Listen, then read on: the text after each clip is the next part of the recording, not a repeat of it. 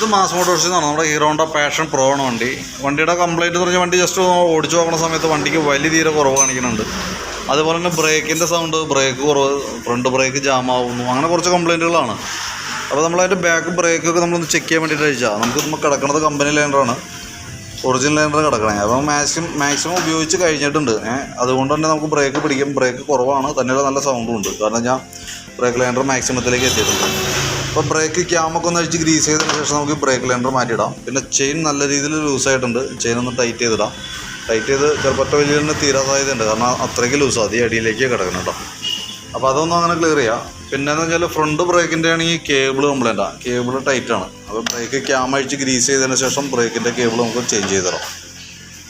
അതേപോലെ മീറ്ററിൻ്റെ കേബിളും പൊട്ടി കിടക്കുന്നുണ്ട് കേട്ടോ. അപ്പോൾ അത് ഞാൻ നോക്കിയിട്ട് മീറ്റർ വേറെ കംപ്ലൈൻറ്റ് ഇല്ലാന്നുണ്ടെങ്കിൽ നമുക്ക് ആ കേബിൾ മാറ്റിയിട്ടൊന്ന് വർക്കിംഗ് ആക്കിയിടാം. കാരണം വണ്ടിയുടെ മെയിൻ്റനൻസ് എല്ലാം വന്നത് കിലോമീറ്റർ ബേസ് ചെയ്തിട്ടാണ്. പിന്നെ മെയിനായിട്ട് വണ്ടിക്ക് വലിയില്ല.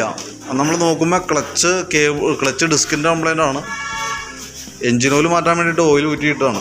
ഇതിനകത്തുനിന്ന് ഒരു തുള്ളി ഓയിൽ താഴേക്ക് ചാടിയിട്ടില്ല, കാരണം ഒരു തുള്ളി ഓയിൽ ചാടിയിട്ടാണ് വണ്ടി ഓടിക്കൊണ്ടിരിക്കുന്നത് കേട്ടോ.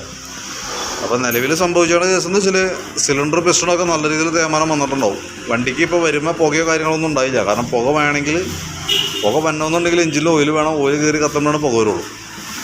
ഇപ്പോഴത്തെ കണ്ടീഷനിൽ ഒട്ടും ഓയിൽ ചാടിച്ചാൽ ഒരു തുള്ളി ഓയിൽ ചാടിയിട്ടില്ല താഴേക്ക്. ആ ഒരു അവസ്ഥയിലാണ് ഇപ്പോൾ വണ്ടി ഓടിക്കൊണ്ടിരുന്നത്. ഇപ്പോൾ നിലവിൽ നമുക്ക് ഓയിൽ മാറ്റാം, ക്ലച്ച് ഒരല്പം കുറച്ചിടാം. കാരണം ഞാൻ ക്ലച്ച് ഡിസ്ക് കംപ്ലൈൻ്റ് ആണ്, ക്ലച്ച് ഡിസ്ക് പോയി. അത് നമുക്ക് ഈ വണ്ടിക്ക് ഉള്ള പ്രോബ്ലമാണ്. കാരണം ക്ലച്ച് ലോഡ് ചെയ്ത് ഓടിക്കുമ്പോൾ വന്ന കംപ്ലൈൻ്റ് ആണ്. അപ്പോൾ അത് നമുക്ക് തൽക്കാലം ഓയിൽ മാറ്റി ക്ലച്ച് കുറച്ചിട്ട് യൂസ് ചെയ്യാം. എന്തായാലും നമ്മൾ ഓയിൽ ഒഴിച്ചിട്ട് വണ്ടി ഓടുന്ന സമയത്ത് പുക വരാനുള്ള സാധ്യത 99%. കാരണം ഞാൻ സിലിണ്ടർ പിസ്റ്റൺ നല്ല രീതിയിൽ സ്ക്രാച്ച് ആവും. ഓയിലില്ലാണ്ട് വരുമ്പോൾ എഞ്ചിൻ പെട്ടെന്ന് ഹീറ്റാവും. തന്നെയല്ല നമുക്ക് ആ പിസ്റ്റണൊക്കെ വർക്ക് ചെയ്യുന്ന ഭാഗത്ത് ഓയിൽ ലൂബ്രിക്കേഷൻ ഇല്ലാത്തതുകൊണ്ട് തന്നെ തേയ്മാനം വരും. ആ തേയ്മാനം വന്ന ഭാഗത്തേക്ക് ഓയിൽ ഫേസിലേക്ക് കയറി ചെല്ലും, കത്തും, പുക വരും. അപ്പോൾ ഇപ്പോഴത്തെ കണ്ടീഷനിൽ പുക പറയാഞ്ഞതിൻ്റെ കാരണം എന്ന് വെച്ചാൽ കയറി കത്താനായിട്ടുള്ള ഓയിൽ എഞ്ചിനിലില്ല. നമ്മൾ ഓയിൽ ഫില്ല് ചെയ്താൽ സ്വാഭാവികമായിട്ടും വരും കേട്ടോ. പിന്നെ അതേപോലെ തന്നെ സീറ്റിൻ്റെ കേബിൾ മാറാനുണ്ട്. അതൊക്കെയാണ് മെയിനായിട്ടുള്ള കേസ്. അപ്പോൾ നമുക്കിപ്പോൾ ഓയിലൊക്കെ മാറ്റി പോവാം. അതിന് ശേഷം ഇടയ്ക്ക് കയറ്റിയിട്ട് ഓയിലൊന്ന് ചെക്ക് ചെയ്യാം. അത്രത്തോളം കുറഞ്ഞു പോകുകൊണ്ട് അത് പരിഹരിച്ച് വിട്ടില്ല എന്നുണ്ടെങ്കിൽ അത് മേജർ കംപ്ലയിൻറ്റിലേക്കൊക്കെ പോകും. അതൊന്ന് പ്രത്യേകം ശ്രദ്ധിക്കുക. അപ്പോൾ ഞാൻ ഇപ്പോൾ കാണുന്ന ഈ കംപ്ലയിൻറ്റുകൾ നോക്കിയിട്ടൊന്ന് ക്ലിയർ ചെയ്ത് തരാം.